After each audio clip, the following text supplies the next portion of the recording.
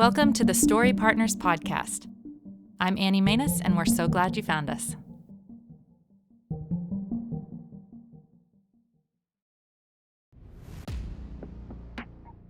Often people say what you look like and what comes out of your mouth are two completely different things. So I guess I have street credibility, I guess if that's what you want to call it, because I'm kind of semi-jacked and tatted in the face and my whole body, basically. They think, man, this guy is rough and tumble. I've actually had people in Dallas wanting to give me Bible tracts, and they just thought they was going to, give me the gospel. And they start talking to me, and I just start giving them the gospel without even knowing what they're doing. And they have to confess, man, I came over here to tell you about Jesus, and you're teaching me something right now.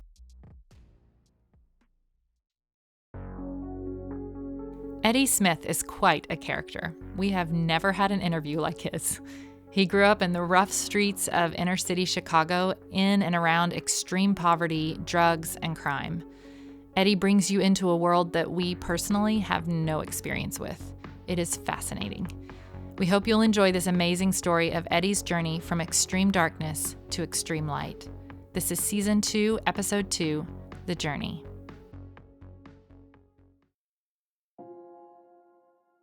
My name is Eddie Smith.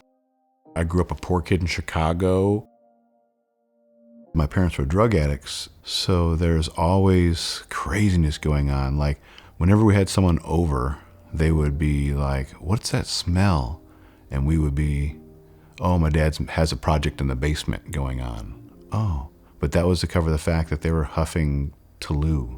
They were paint huffers. I thought everybody's parents were drug addicts. I thought this was normal. I didn't even know what drug addicts were. I thought everybody's parents did exactly what we did.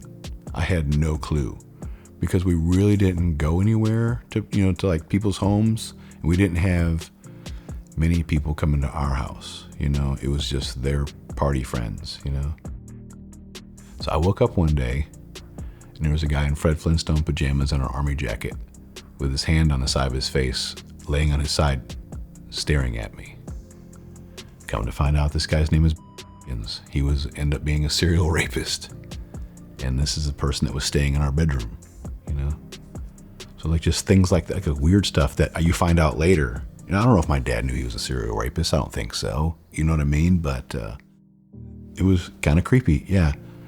But he was just a dude who was a drug addict that my dad was like, yeah, you can spend the night in my boy's room. You know what I mean? There's all kinds of weird stuff.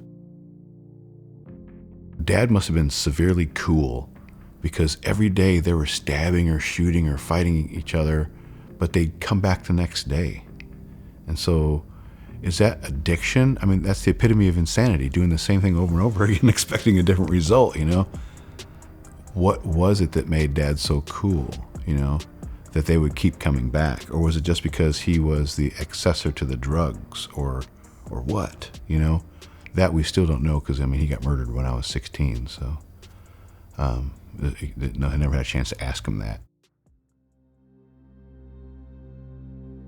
No one has ever hit me as hard as my dad. We would duck and we would jump, and the more we moved, the more we got it worse, right? The belt would go to your neck, to your face, to your arm, to your foot, wherever he landed, it landed. So you learn to stay still.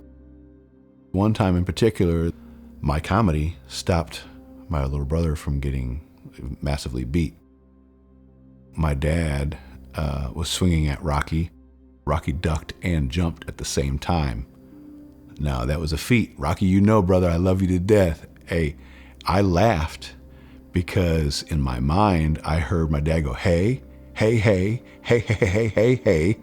And my dad's like, what are you laughing about? And I said, you just went, hey, hey, hey. And he's like, did I really? And he's like, yeah. And so just the laughing part of it got Rocky off the hook. And because he was going to beat the crap out of my brother. Yeah, it was crazy. Growing up with, 2 other brothers, but there's 5 of us all together. If we wanted something, we would be like, Rocky, you're the youngest. Hey, go ask Mom for this. Help us get out of the room and go do something. Because we'd be grounded for because she wanted to be high and watch Price is Right or something. Who knows? We don't know why we were grounded. Ask Mom if we can get out of the room. She'll do anything for you. I don't want to. If you don't, I will kick your butt. We'll lock you in the basement. stuff like that. So we did pit against each other, but we knew each other's strengths and weaknesses, and we did, hold up for each other as well. When we were kids, you could eat off of our floor, whether it was the kitchen, whether it was the living room, the dining room, the bedroom. There was no dust bunnies that collected under our bed. It was a ship-shaped house, partly probably because my dad's violent attitude and maybe him growing up in boys' homes and just, he had the authority over us and he wanted it clean, and he might have had a little bit of obsessive compulsive disorder as well.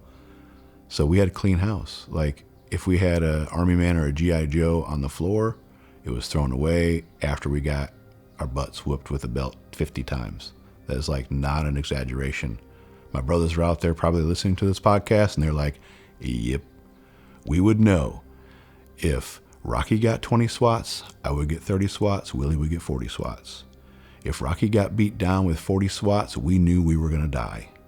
It was just like, that was it, We would go to the soup kitchen, and on the colder days when the soup kitchens were full because of the homeless people, my mom and dad didn't go soon enough because they would procrastinate because they're drug addicts or too high to go or whatever. So I know what it's like to eat out of dumpsters. As a matter of fact, we would wait for blackouts to happen during storms so we could go storm the dumpsters and pack up food from Jewel and Osco or Piggly Wiggly, A&P to fill our freezers up. There would be times where we get food stamps, once a month, and my parents would trade food stamps off for cash. That's how you get money for drugs. We shopped for clothes at Feed the Hungry. That was our school clothes. So, that's the community I grew up in.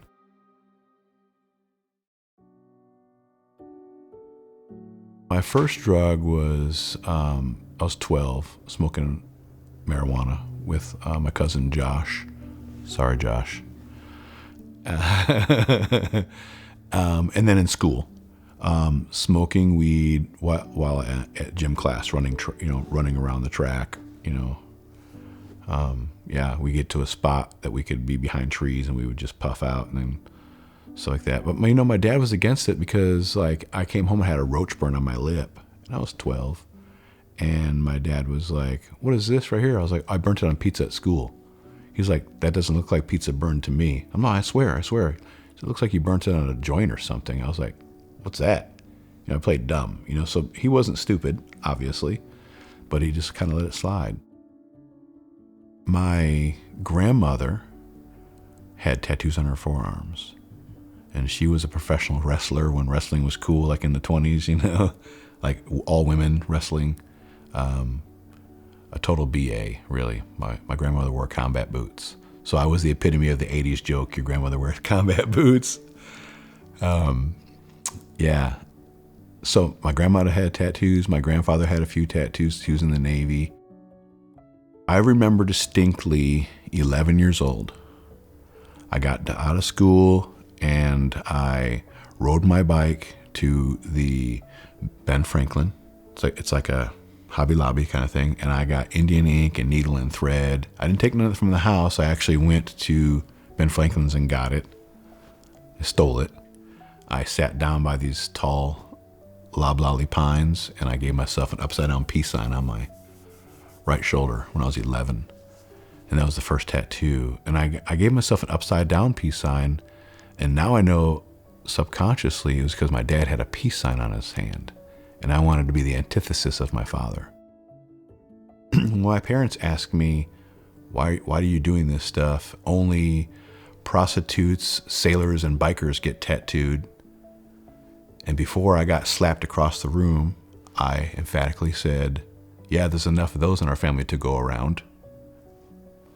And so, yeah, I probably shouldn't have said that. I was trying to be funny, but my dad didn't find that humorous. But yeah, it was true. That's all there was bikers and tattoos, and prostitutes got tattooed. But it was weird that my dad and my mom both had tattoos. Anyway, when my dad asked me, I couldn't say why I wanted a tattoo. I just always knew it. I remember in 7th grade during career day, I was livid because there wasn't a tattoo artist represented there. There wasn't any artist represented there, and I've always been an artist. I mean, I painted at 4 and I started drawing at 6. I've always been an artist, and I knew I wanted to be a tattoo artist from the time I was 11 years old, 12 years old. So 13 happens, and my dad saw I had like 20 tattoos on my arms. I literally had a bunch of them, homemade stuff. And he, this is before he moved out, but he came in my bedroom, closed the door, and I knew exactly what that meant. He threw haymakers at me till he was tired. That means he hit me from head to toe, back, and then toe to head. He basically beat me up. And then in the same breath, he said, "I see you're getting pretty good. You want to give me a tattoo tonight?" And of course, I'm not going to say no. I said yes. But that was just his way of showing me that he cared. That was literally his way. Look I'm kicking your butt for all the ones you have and all the ones you plan on getting. Now I'm going to fully support you, is literally what he said. And so he went to like Sluggos, Hell's Angels, biker tattoo shops, and asked the ones I got kicked out of, looking for answers. He'd go and he'd ask them a bunch of questions. "Hey, my boy's tattooing. He's doing this." And they would be like, "Oh, I know who that kid is," because I got kicked out a bunch. Sterility techniques. How do I do sterility stuff? How do I make a machine? All kinds of questions. And then he'd come home and teach me because he wanted me to be safe. My dad held my brother hostage on a pool table with a pistol once. And the trauma from that, watching this unfold, was crazy. That I didn't even realize was a thing until I was in my 30s. It's like you're used to that kind of pain. You're used to that kind of hell, and you feel comfortable in it. So my first time taking acid was 3 hits. I was 14. Was that when you were a freshman in high school? LSD was like my very first day in school, very first freshman day or in freshman orientation. Corby said, "Do you want to buy some acid?" And I was like, "Yeah, man, sure." I literally said, "Yeah, man, sure." Like I was thinking, what the hell is acid, But I didn't say that to him. I was like, "Yeah, man, sure. What do you got?" He goes, "I got 3 hits." I was, "How much?" He said, $5 a hit. I handed him $15, and he put it in my hand. I was like, "What you got something to put in?" He goes, "What's in your hand? You might as well take it." Yeah, it was definitely crazy when it kicked in. I ended up leaving school. I just couldn't handle it. It was rough.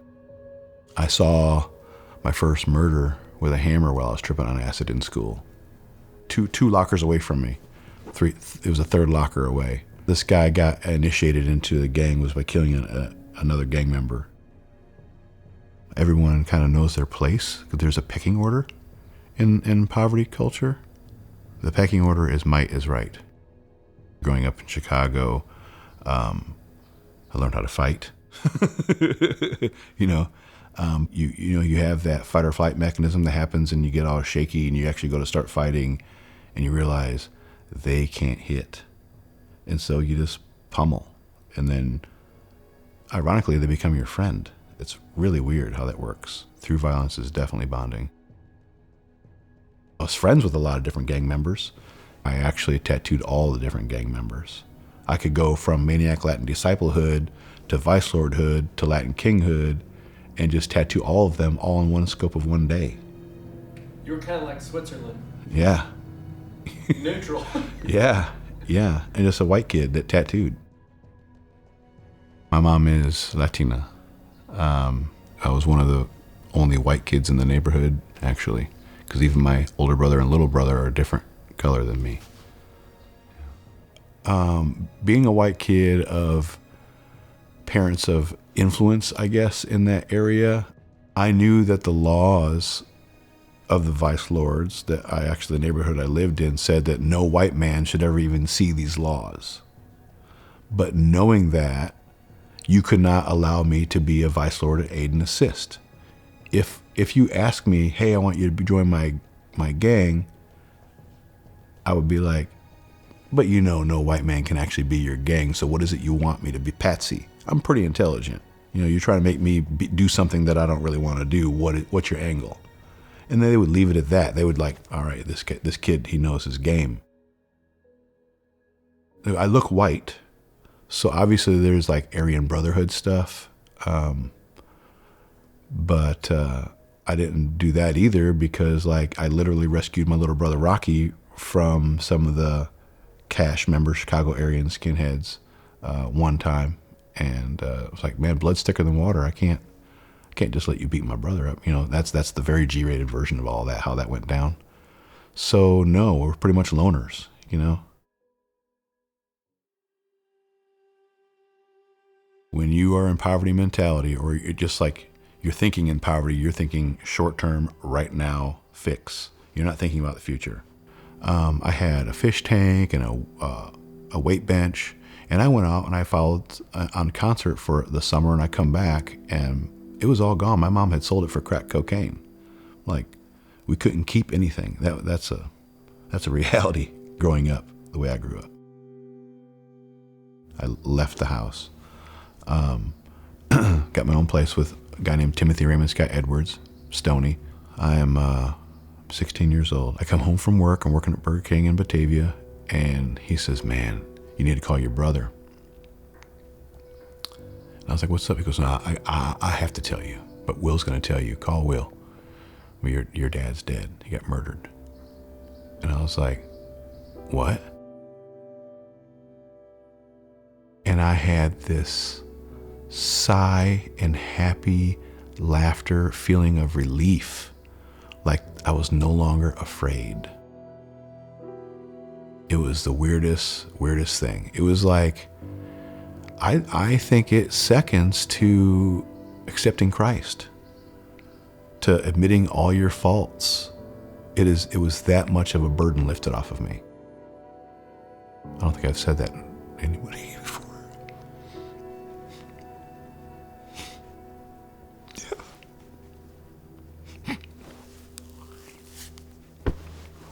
Never felt freer.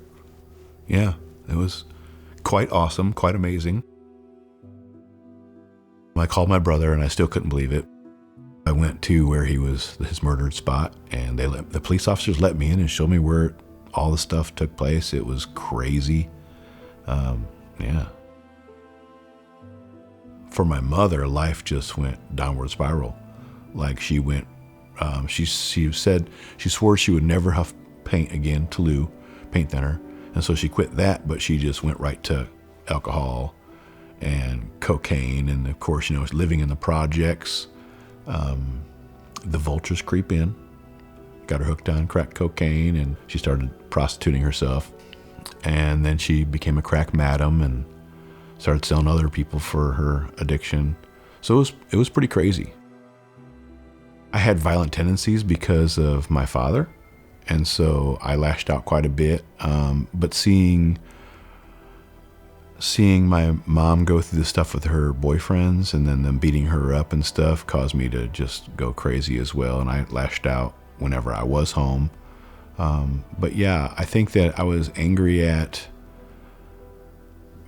God, maybe, but I thought God was this esoteric creature that could just smite you. I had no idea of who God was.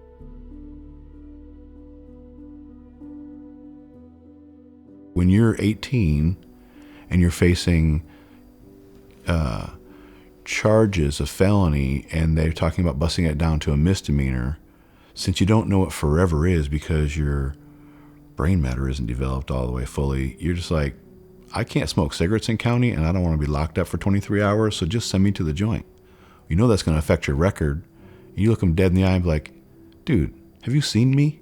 Just send me to the joint so I can get out of here in 4 months and go on home monitor. You know, like, you don't realize what forever is. So you're more worried about street credibility and not ratting on somebody and actually doing your time than you are anything else. You're worried about smoking cigarettes comfortably than sitting in the cell for 9-10 months, you know?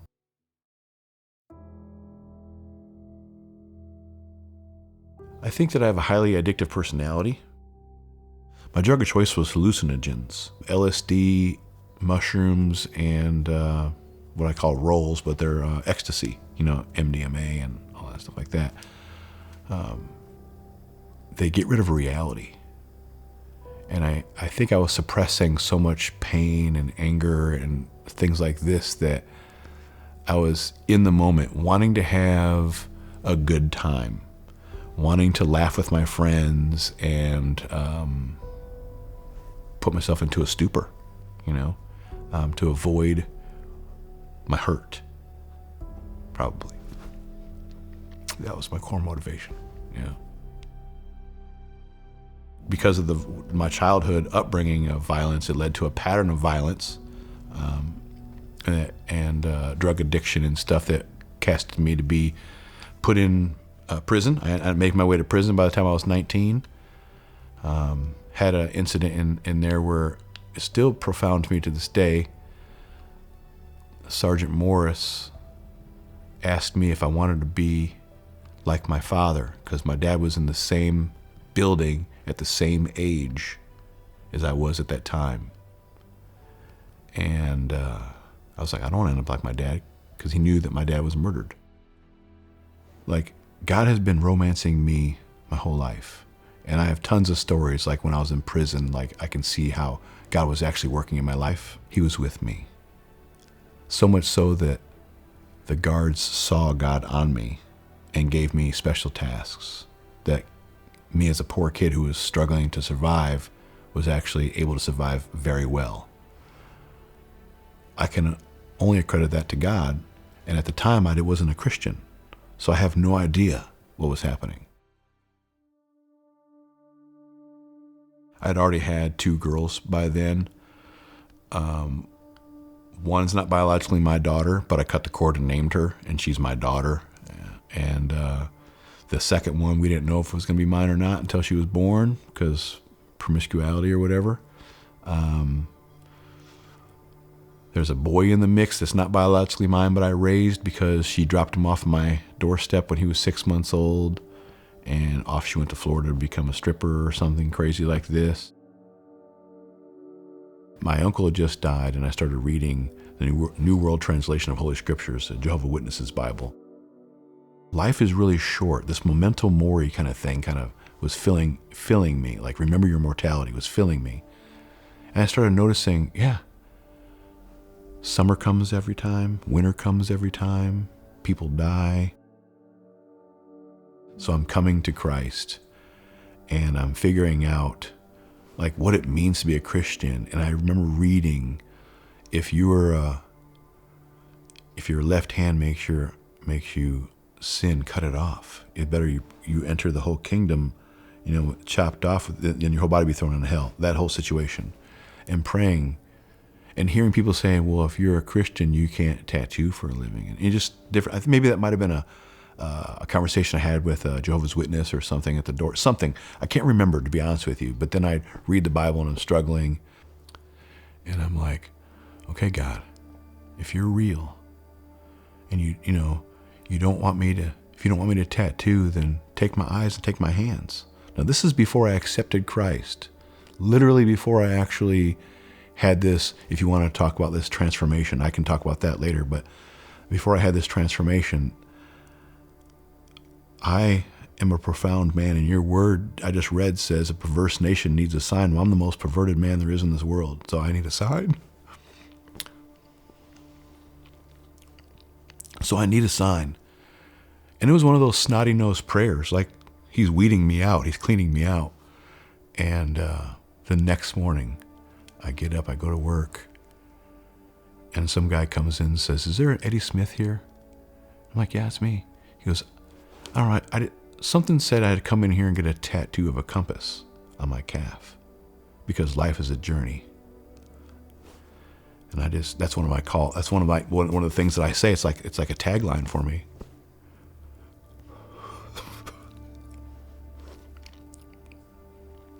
That was my sign, That was my sign. A compass. He's my north. And emphatically, he wants me to tattoo. Since then, I have had numerous amounts of affirmations, or whatever the word would be, affirming that I should be a tattoo artist. I met this woman who was pregnant, and she decided to help me raise my kids. And so we kind of raised them together, the four of them. 8 years into the relationship, she's like, you got to marry me or let me go. And I married her because she was really good to my kids, and that didn't last too long. I worked at a tattoo shop, and the rival tattoo shop came down, and he was arguing with Tom and the boss of the shop, and I came outside to see what was going on, and the other guy put a knife to my throat, and he kind of slid it a little bit, and I basically scissor handed him and pushed him down on the ground. And it was another weird moment. I actually went to punch him, which I would have just totally annihilated him, but it was an invisible wall that stopped me from making the punch. And I was like, what the hell, basically? G-rated for you. What the heck is happening?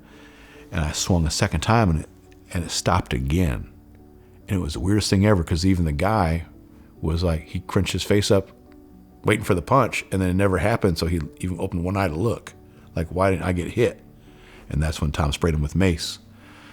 And I had nicked my throat. And went to bed that night, and I woke up, I had peed the bed. And so anyway, well, I popped the bladder in the waterbed. What's going on? Nothing was wrong. Nothing was wrong with the bed, so we changed the stuff, and I peed the bed again. Something's got to give. I had to go to see a counselor. What the heck is happening? And it just brought up a bunch of trauma that I had as a child. And so they started giving me Effexor XR. They said I was depressed and blah, blah, blah, and Xanax and stuff.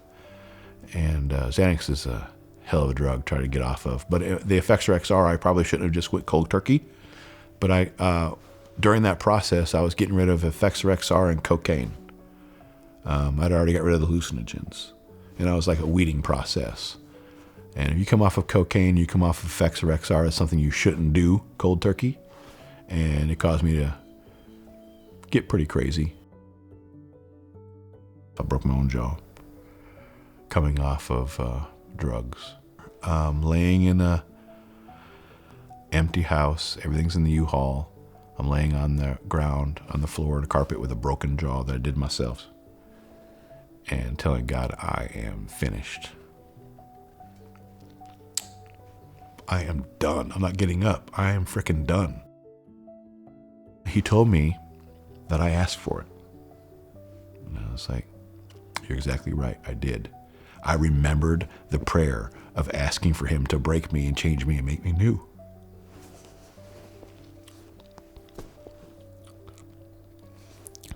December 14th of 2004. I cried myself to sleep on that rug on the carpet.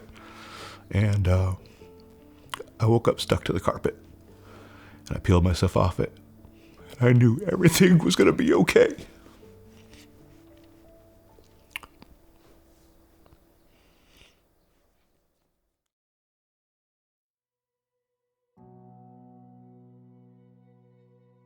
It really just started falling off. I started making tons of changes, or I say God started changing my life, I started living for him, and in small ways, because I really had to take baby steps because I had no idea what I was doing. I literally did not have a mentor.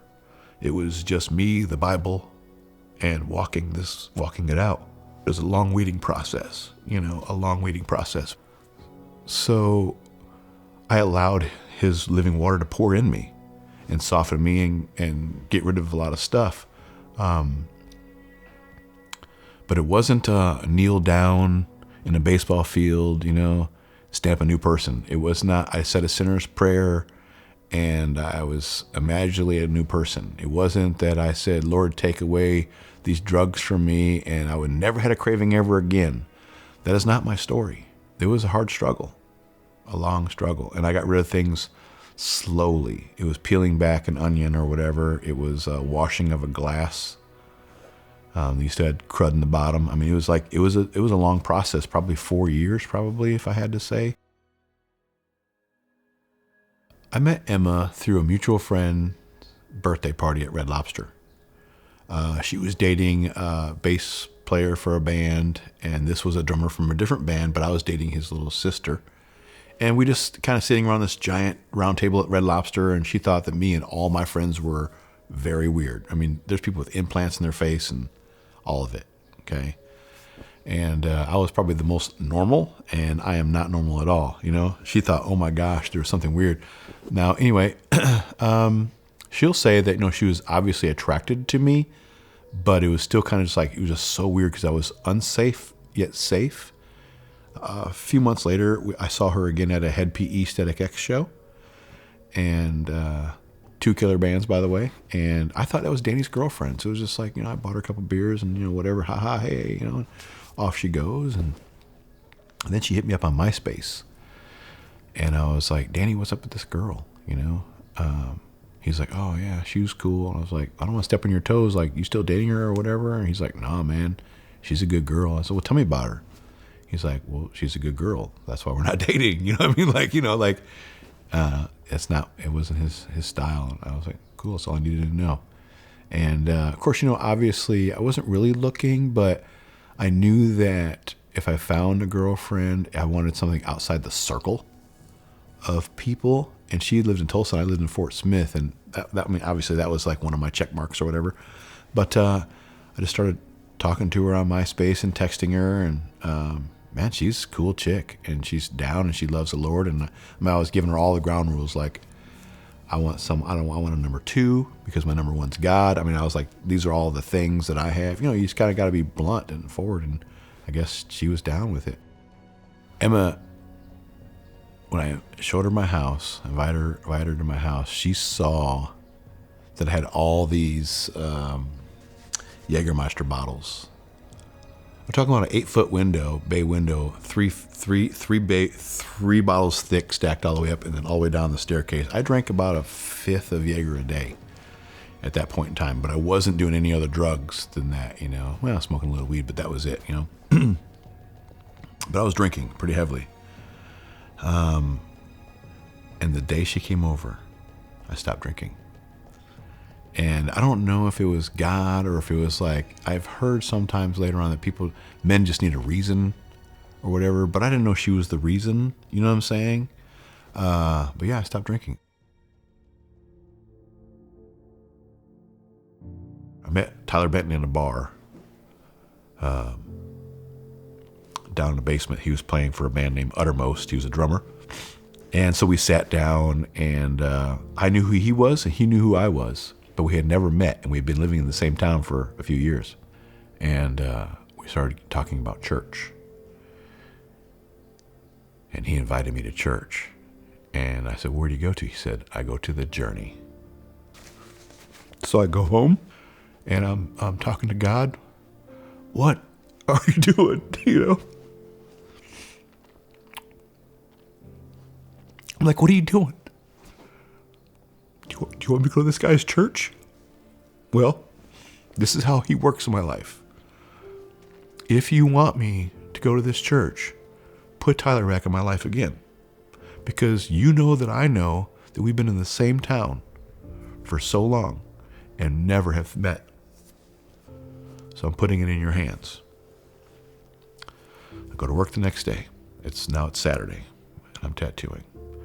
Z says, go to Walmart and get some paper towels and stuff after work and do all this stuff, you know, getting supplies for the shop. I go to Walmart.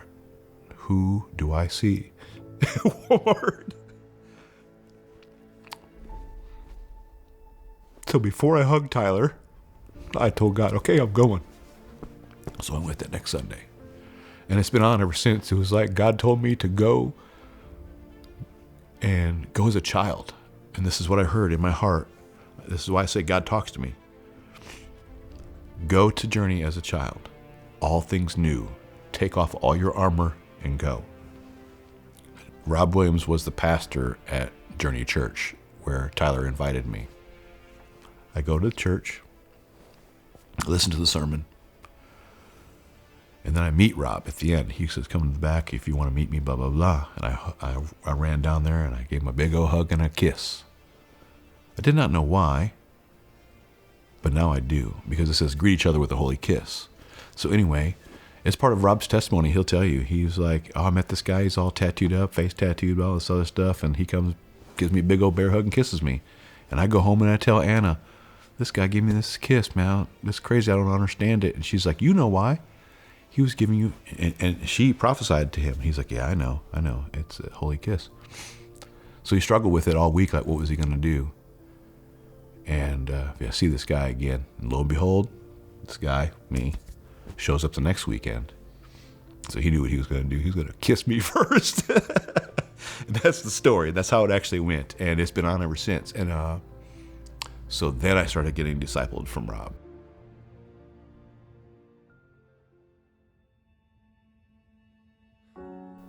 When God met with me, and I started realizing it was God, I think there was this instant thing in my heart that said, man, I am selfish and I need to start giving back. I need to start making up for lost time because I'm in my 30s now and I've been living for myself for so long and I've done all this craziness. It's not like I was like, well, I'm not good enough, Lord. It was more like, why me? I tell Rob, man, I want to get baptized because I just felt this is the next step. This is it. This is an outward expression of what's going on the inside of me. I feel clean. I feel like I want to die to myself and become risen in Christ. I mean, that's what it's all about, right? And this was so that way I can show everyone publicly what's going on inside. Rob, I need to get baptized. Okay, we can do it next weekend. Sweet. So the next weekend happens, and I'm telling people at tattoo shop, man, I'm going to get baptized this weekend, so people are showing up. I knew maybe a third of the congregation. Rob says, go in that room right there. It has all the candles and all the stuff for event season and all that junk. And go in there and get yourself ready and come on out. I'm like, cool, So I go in there, and there was none of this stuff. I didn't never seen a baptism before. I dropped down to my underwear. I'm in black skivvies, and I come out of the door, and it's all hidden from everybody. And I come out of that door, and I walk up, and Rob says, here comes Eddie in all of his glory. Now, my point of view was like, Rob sees something on me that I do not know. I was like, wow. So I just, here I come, type stuff,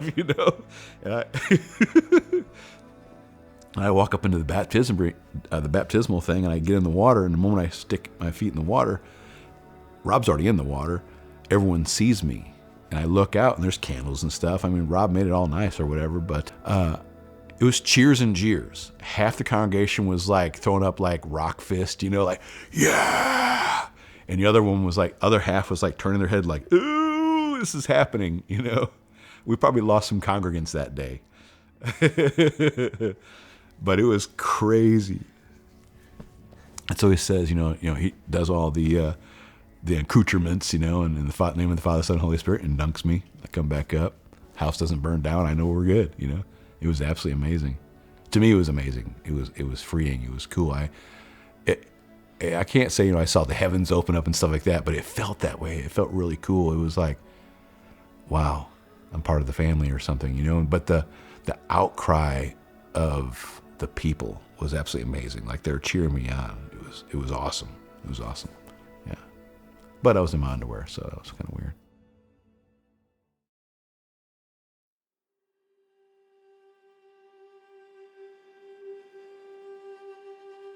My wife is a dude. She hates it. I used to call her rough and ready because she is. She's actually naturally beautiful.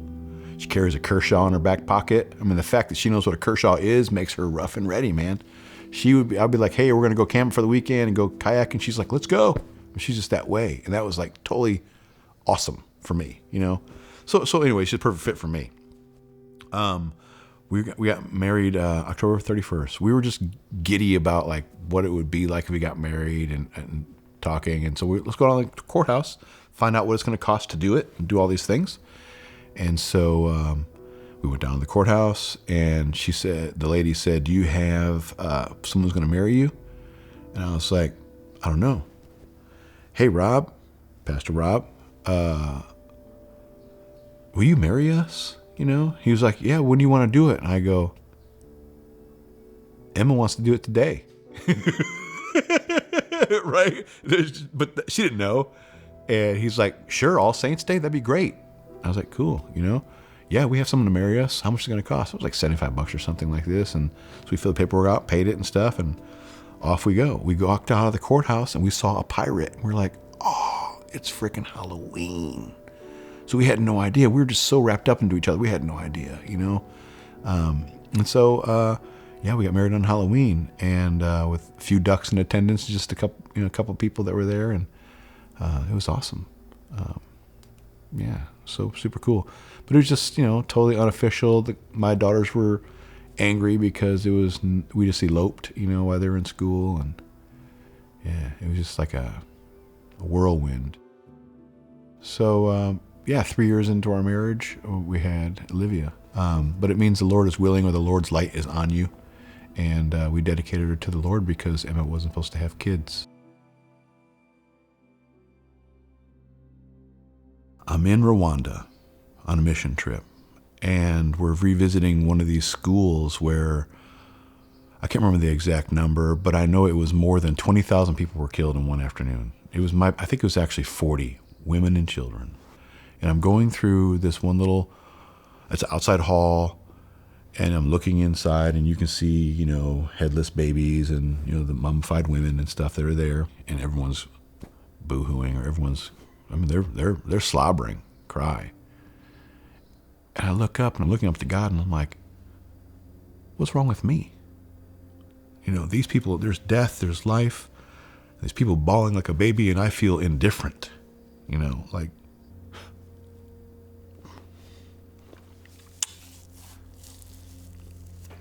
and it was like a slot put in my head. I made you different.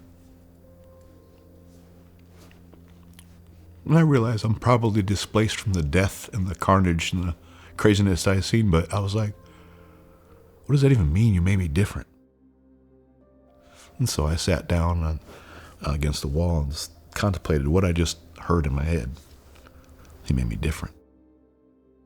I am fearfully and wonderfully made. I've had this overwhelming feeling like it hurt me to make you, because I knew it would be tough.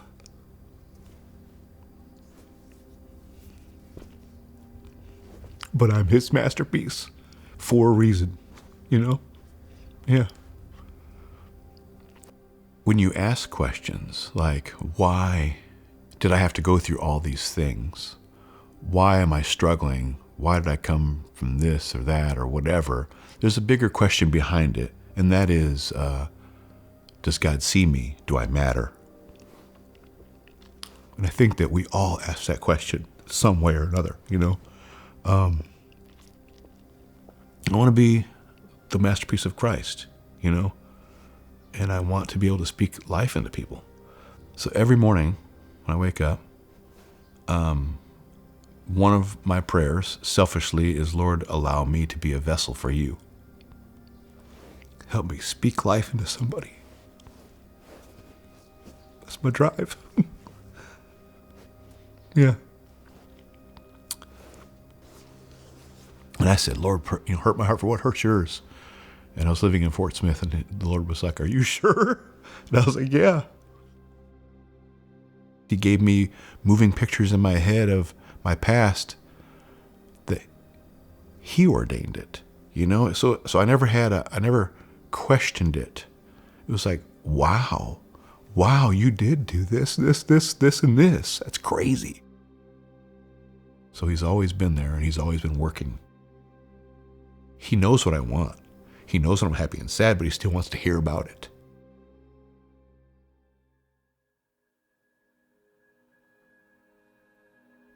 I forgive my dad for, all the craziness. I've worked through that process of forgiving my father. Kind of like Paul. I don't look to my past. I'm striving to finish that race, And that's how I live my life. So it's kind of hard to hold on to that junk. My tattoo shop is missional. I have a captive audience. They're not going anywhere. They're stuck in the chair. Going through life, my first 30 years, is rough. And I know how good God is.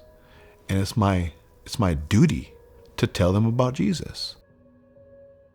I have brought people to the Lord tattooing. I have, just people who come, like one time in particular, this guy came into my tattoo shop to put Cox Internet in my tattoo shop, and he left a Christian. It's a moment in my time. They're a canvas for a while, but I am changing their life forever. I have the advantage of not being a Christian until I was 30 years old and walking in complete darkness. And you might think I view the world too harshly, but man, it's rough out there. It is so real for me, knowing how real God actually is and how much he can actually change. And it really is my advantage, because since I've seen demons, I've seen how dark it is, that the light is so much brighter and it's so much nicer. It's so overwhelmingly bright. Yeah, so God's good, man. He's so good.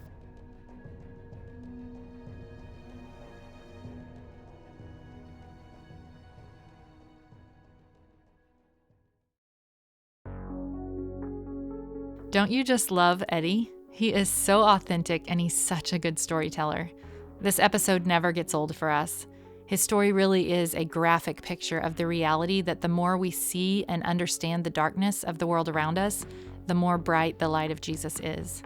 It's amazing how God enters into this world of sin and death that Eddie was caught up in and rescues him out of it. Eddie wasn't even really looking for God, but God was looking for him. The one line that really sticks out to Walt and I is when Eddie talks about God telling him that it hurt God to make him. The Lord knew the pain and the struggle that each one of us would have to walk through in this life, but he chose to make us anyway. He knows that life won't be easy, and he's right there with us in the midst of it all. And he has purpose for our suffering. He's going to use it for his glory and for our good. In our next episode, you're going to get to hear from Emma Smith, who is Eddie's wife. She too has an incredible story. By 8th grade, she was addicted to meth, which led her down a crazy path where she was searching for satisfaction in all the wrong places. It opened her up to a world that she knew very little about. We were preparing to make a batch of meth, and I looked down the hallway and someone had walked through the door, but something came out of them or from them and zoomed down the hallway at me, and I just jumped back as quickly as I could, and it just terrified me. So I began to having these spiritual encounters. Join us for our next episode called Addicted to Meth in Middle School.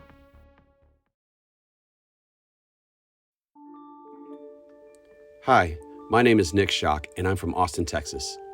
I love Story Partners because they capture stories of real people just like you and me who have experienced the hardship life brings, but more importantly, the hope that Jesus gives. Story Partners is a nonprofit ministry that tells stories that point to Jesus. We tell these stories through short documentary films, as well as this podcast. We're a crowdfunded ministry funded by monthly giving from people like me. To learn more or to join crowdfunding community, visit us at storypartners.org.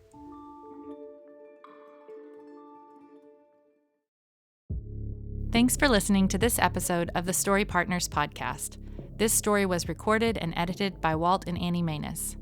If you were encouraged by it, we hope you'll share it with a friend. We'll see you next time.